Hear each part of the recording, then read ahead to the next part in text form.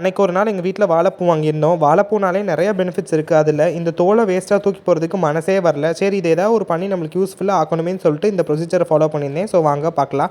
இந்த வேஸ்ட்டாக இருக்கிற வாழைப்பூ தோலை நல்லா சின்ன சின்னதாக நீங்கள் கட் பண்ணி எடுத்துக்கோங்க. அதுக்கப்புறம் உங்ககிட்ட இருக்கிற கப்பு இல்லை அப்படின்னா ஒரு பக்கெட் எடுத்துக்கோங்க. அதில் பாதி அளவுக்கு நீங்கள் நல்லா தண்ணி ஊற்றிட்டு அதில் நீங்கள் நல்லா இந்த வாழைப்பூ தோலை நல்லா போட்டுருங்க.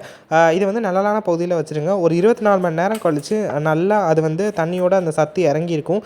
அதுக்கப்புறம் தோலை தனியாக வடிகட்டிட்டு இந்த தண்ணியோட 5 மடங்கு நம்ம பியூரான ஒரு டேப் வாட்டரை நல்லா கலந்து நம்ம செடிகளுக்கு கொடுக்கலாம். இந்த மாதிரி நீங்கள் 10 நாளுக்கு ஒரு முறை நீங்கள் செடிகளுக்கு கொடுக்கறதுனால செடி நல்லா ஆரோக்கியமாக வளர்க்கும். அண்ட் பூக்கள் பூக்கிறதுக்கும் காய்க்கிறதுக்குமே இது நல்லா ஹெல்ப் பண்ணும். கண்ட ஃபெர்டிலைசர் கொடுக்காமல் நம்ம வீட்டிலேயே இந்த வேஸ்ட்டான பொருள்லேருந்து ஒரு நல்ல ஆர்கானிக்காக ஒரு ஃபெர்டிலைசர் ப்ரிப்பேர் பண்ணலாம். இதை பற்றின ஒரு ஃபுல் வீடியோ நான் யூடியூப்க்கு கீழே போட்டிருக்கேன். ஸோ அதோட லிங்க் கீழே கொடுத்துருக்கேன். டைம் இருந்தால் ஒன்ஸ் பாருங்கள். இதை மட்டும் தான் நான் எங்கள் வீட்டில் ஃபாலோ பண்ணுவேன். 10 நாளுக்கு ஒரு முறை இப்படி நீங்கள் ட்ரை பண்ணி பாருங்கள். அடுத்த வீடியோவில் பார்க்கலாம். Bye bye. நன்றி.